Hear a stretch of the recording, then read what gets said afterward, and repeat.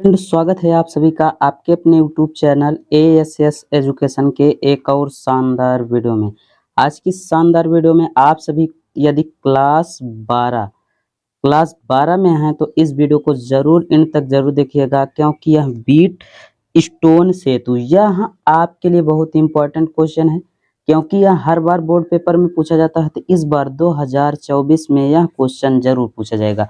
तो इस वीडियो को पूरा एंड तक जरूर देखिएगा। आपको अच्छी तरीके से हम समझाएंगे कि इसको बीट स्टोन सेतु किस तरीके से आपको लिखना है एवं इसकी किस तरीके से रचना करना है। ठीक, तो आपको समझ में आ जाएगा। तो बोर्ड पेपर में आता है तो आप अच्छे ढंग से कर सकते हैं। चलिए बात करते हैं हम कि यहाँ से रचना में क्या करना है कि बीट स्टोन सेतु में 4 प्रतिरोध होते हैं। क्या होते हैं? प्रतिरोध होते हैं P, Q, R, S।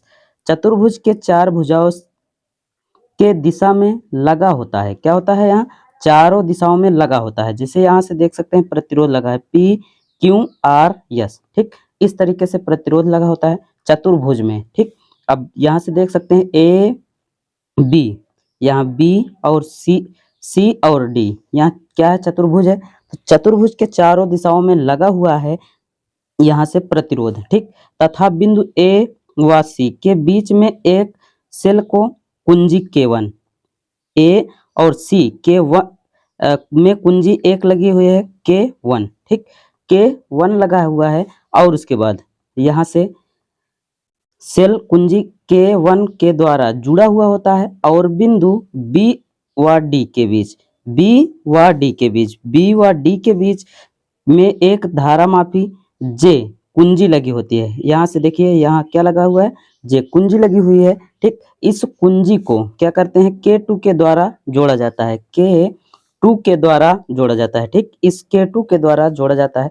इस तरीके से आप क्या करिएगा? रचना करिएगा और उसके बाद इसको चित्र इस तरीके से बना दीजिएगा। ठीक, एक बार फिर से आप समझ लीजिए कि बीट स्टोन सेतु के 4 प्रतिरोध होते हैं P, Q, R, S। चतुर्भुज के 4 भुजाओं से इस तरीके से चतुर्भुज बना होता है। इस चतुर्भुज के 4 भुजाओं से क्या होता है? दिशाओं में लगा हुआ होता है तथा बिंदु A व C के बीच में एक सेल कुंजी K1, ठीक, K1 के द्वारा जुड़ा हुआ होता है और बिंदु BD में एक कुंजी लगी होती है, जुड़ा हुआ होता है और BD के बीच में एक धारामापी जो J कुंजी से क्या होता है? K2 के द्वारा जुड़ा होता है। ठीक, K2 के द्वारा, यहाँ K2 के द्वारा क्या हुआ है? जुड़ा हुआ है। ठीक, इस तरीके से आपको चित्र बनाना है। ठीक, और उसके बाद अब इसका जब सिद्धांत आप लिखेंगे, सिद्धांत भी जब पूरा नंबर तभी मिलेगा जब आप इसकी रचना और उसके बाद क्या करेंगे? इसका सिद्धांत लिखेंगे। ठीक, अब इसमें सिद्धांत में क्या होता है? 2 होता है बंद पासा ABD में। ठीक, बंद पासा ABD में फिर उसके बाद और दूसरा जो पासा होता है, दूसरा धारा का जो पासा होता है वो होता है बंद पासा BCDB में।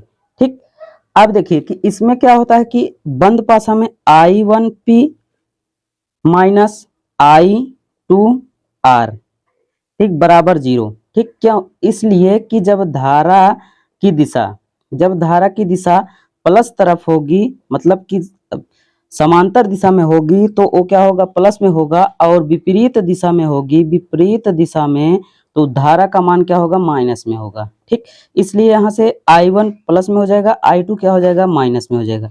ठीक, अब इसको हम बराबर के उधर भेज देंगे तो I1P बराबर हो जाएगा I2R। ठीक, इधर माइनस में था, उधर जाएगा तो प्लस में। समीकरण नंबर इसे हम 1 मान सकते हैं।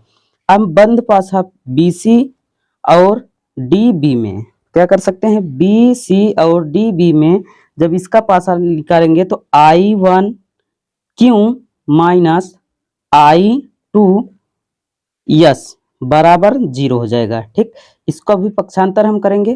ठीक, तो I1Q बराबर I2S। ठीक, समीकरण नंबर 2 हो गया। ठीक, अब समीकरण 1, 2 को क्या करेंगे? भाग देने पर समीकरण 1 से समीकरण 2 को क्या करेंगे? भाग देंगे। ठीक, भाग देने पर, भाग देने पर, तो समीकरण 1 और 2 देखिए, यहाँ समीकरण 1 है I1P अपान I1Q बराबर हो जाएगा I2R अपान I2S। ठीक, I2 से I2 कट जाएगा, I1 से I1 कट जाएगा, तो यहाँ से हमारा बचेगा क्या, यहाँ से बचेगा P अपान Q बराबर R अपान S। ठीक, तो यही बीट स्टोन सेतु का क्या हो गया, सूत्र हो गया। ठीक, आपको अच्छी तरीके से समझ में आ गया होगा, तो बस इसी को सिद्ध करना था। ठीक, अब विशेष ध्यान ये देना है कि आपको सीधे दिशा में और उसके बाद विपरीत दिशा को विशेष ध्यान देना है, क्योंकि आई का जो मान होता है विपरीत दिशा में सदैव माइनस में होता है और समान दिशा में क्या होता है, प्लस में होता है। ठीक, इसी को विशेष ध्यान देंगे तो आप इस सूत्र को अच्छे से क्या कर सकते हैं, सिद्ध कर सकते हैं। आई होप कि आपको इस वीडियो में बीट स्टोन सेतु का जो सिद्धांत है वो समझ में आ गया होगा। तो मिलते हैं और किसी मजेदार वीडियो में, तब तक के लिए thank you, take care, goodbye, जय हिंद।